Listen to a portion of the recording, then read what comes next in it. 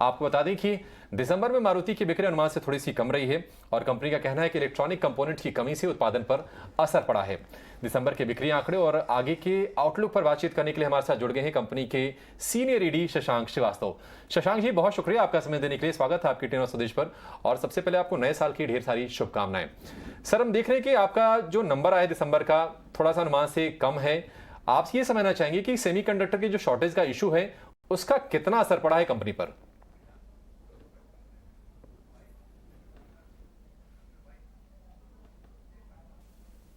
देखिए, सेमीकंडक्टर के वजह से जो इस पे इम्पैक्ट आया करीब 5-6% का मेरी नज़र में, मेरे अनुमान में। लेकिन दिसंबर के जहां तक आंकड़ों का सवाल आपने जिक्र किया, उसमें हमें दिसंबर के महीने को थोड़ा अलग ढंग से देखना पड़ेगा बाकी महीनों के मुकाबले। और उसकी वजह यह है कि ज्यादातर 2000 जो साल का जो आखिरी महीना होता है उसमें ओईएम्स और जो डीलर्स हैं वो अपनी जो इन्वेंट्री है उसको कम से कम रखना चाहते हैं, क्योंकि साल बदल रहा होता है रजिस्ट्रेशन का।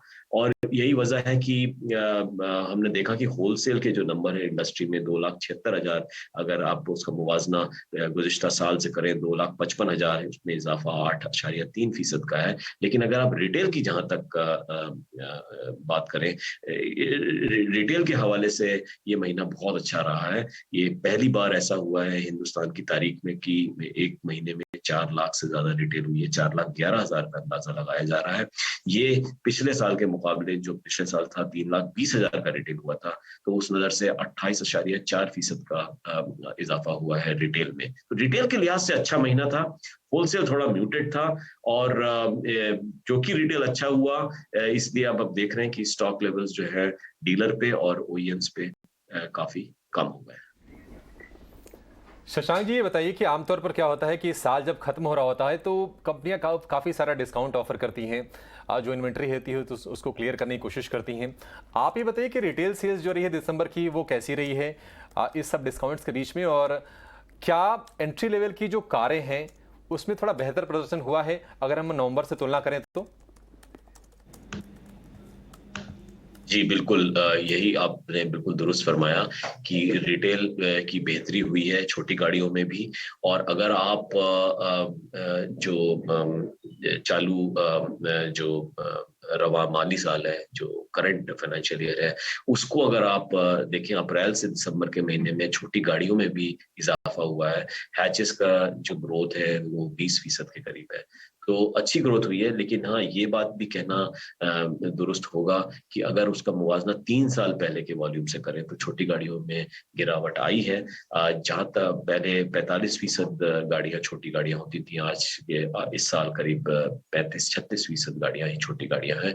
और पहले 15,60,000 जब उरूज पे इसके वॉल्यूम से 15,60,000 के करीब वॉल्यूम्स होते थे, जो इस साल उम्मीद लगाई जा रही है, अंदाजा लगाया जा रहा है कि ये 13,60,000 होगा। लेकिन हाँ, अगर आप पिछले साल से कंपेयर करें, पिछले साल अगर 11,50,000 के करीब छोटी गाड़ियां बिकी थी, तो उस लिहाज से इस साल 13,70,000 एक अच्छा इजाफा हुआ।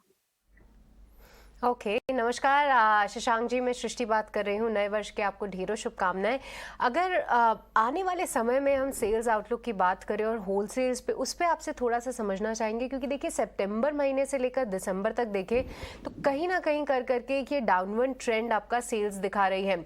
सितंबर में कहीं 1.7 लाख यूनिट थी, वो दिसंबर में घट के 1.4 लाख हो गई। क्या जनवरी महीने और उसके आने वाले 2 से 3 महीने में हम देख सकते हैं कि यहाँ से एक बार फिर शुरुआत हो जाए कि आपके सेल्स के आंकड़े होलसेल्स फ्रंट पे बेहतर देखने को मिले? क्या 1.5 और उससे के ऊपर आंकड़ों की उम्मीद करनी चाहिए?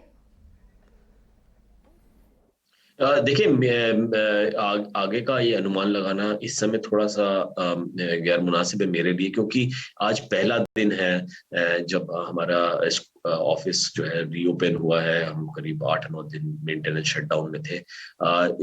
एक बात जरूर है कि जनवरी का महीना बेहतर होना चाहिए इस लिहाज से कि नंबर ऑफ वर्किंग डेज इसमें ज्यादा है और हमें उम्मीद है कि हम अपना प्रोडक्शन को बढ़ा पाएंगे। हमारी जो पेंडिंग बुकिंग्स है इस समय 3,63,000 है और हमारी कोशिश यही रहेगी कि आगे आने वाले वक्त में हम ज्यादा से ज्यादा गाड़ी प्रोड्यूस कर सकें इस डिमांड पैटर्न के हिसाब से।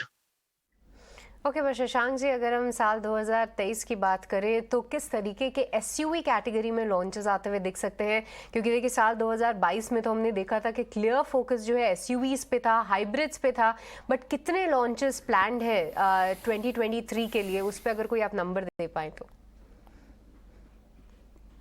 जी देखिए, जहाँ तक एसयूवी के हवाले से अगर बात करें तो एसयूवी का जो शेयर है इंडस्ट्री में करीब 42-43% हो गया है। और ये बड़ा अहम सेगमेंट है और सबसे बड़ा सेगमेंट हो गया है। और जहाँ तक मारुति सुजुकी की हिकमत अमली की बात करें, हमारी स्ट्रेटेजी जो 50% का जो हमारा दफ है, जो टारगेट है, उसको अगर बाजार की हिस्सेदारी का 50% हमें चाहिए तो हमें बाजार की हिस्सेदारी एसयूवी सेगमेंट में बढ़ानी पड़ेगी। क्योंकि नॉन एसयूवी सेगमेंट में मारुति सुजुकी का जो मार्केट शेयर है वो 65% के ऊपर है और ये पिछले साल के मुकाबले में बढ़ा है। तो वहां तो परफॉर्मेंस अच्छा है, लेकिन अगर हमें उसको कंबाइन करते हैं एसयूवी के साथ में तो मार्केट शेयर 45% के नीचे आ जाता है। तो इसकी जो बुनियादी वजह है वो ये है कि हमारे इस इंडस्ट्री में एसयूवी के सेगमेंट में हमारी सिर्फ 2 गाड़ियां हैं, जबकि इंडस्ट्री में 46 मॉडल्स हैं। तो 2 गाड़ियां हमारी ब्रेजा और ग्रैंड विटारा जो हमने हाल ही कुछ महीने पहले लॉन्च करी है। तो जाहिर सी बात है कि हमें इस पोर्टफोलियो को स्ट्रेंथन करना पड़ेगा और उसको मजबूती लाने के लिए हम इस ऑटो एक्सपो में, यानी जो 11 तारीख से शुरू हो रहा है, इस ऑटो एक्सपो में हम 2 एसयूवीज और लॉन्च करेंगे।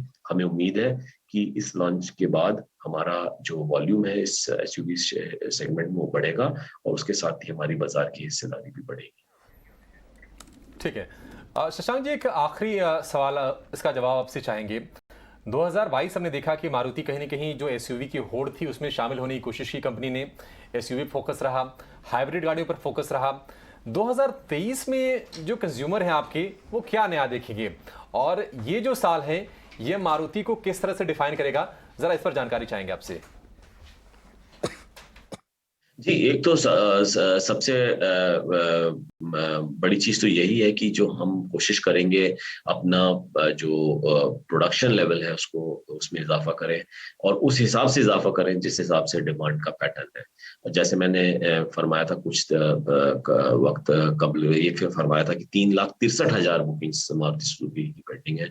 तो इस हमें उसके हिसाब से प्रोडक्शन करना पड़ेगा ताकि हमारे जो कंज्यूमर्स हैं उनको दिक्कत ना हो और उनको वेटिंग ना बढ़े। खासकर कुछ मॉडल पे जैसे Ertiga, XL6, Grand Vitara, Brezza, Dzire, Swift वगैरह। दूसरा हमें ये भी देखना पड़ेगा कि जो एसयूवी में हम जो लॉन्च करने जा रहे हैं और जो हमने हाल में जो लॉन्च किए हैं ग्रैंड विटारा और ब्रेजा, उससे हमारे वॉल्यूम में इजाफा हो और हम इस सेगमेंट को बहुत क्लोजली इसका मुआयना करेंगे कि हमें अपनी बाजार की हिस्सेदारी इस सेगमेंट में बढ़ानी है।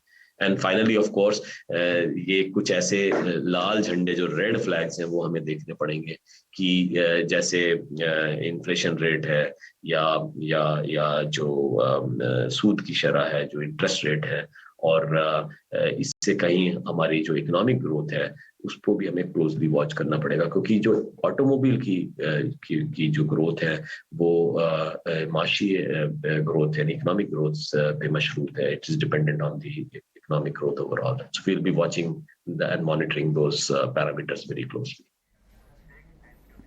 ठीक है, तो डिमांड भरपूर है। आगे ये प्रोडक्शन को स्केल अप करने पर कंपनी फोकस करेगी। जो पेंडिंग ऑर्डर्स हैं करीब 3.5 लाख यूनिट के, उसको भी पूरा करने पर कंपनी का जोर होगा। शशांक जी, बहुत शुक्रिया आपका समय देने के लिए और हमसे बातचीत करने के लिए, कंपनी के बिजनेस पर और आगे के आउटलुक पर भी।